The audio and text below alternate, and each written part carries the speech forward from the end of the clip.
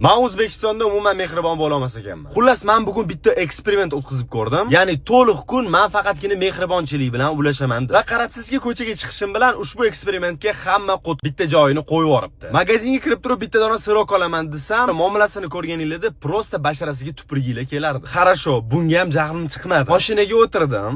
Ana endi boshlandi-yu. Yo'ban! Ko'chamdan chiqyapman, bitta opa orqamdan tirab olganlar. Opamga aytayapman, "Opa, orqaga o'tib turing" desam, "Voy, sizda joy bor-ku, oldinga o'ting" deyaptilar. Okey, хорошо. Xo'p, men shunda oldinga oldim.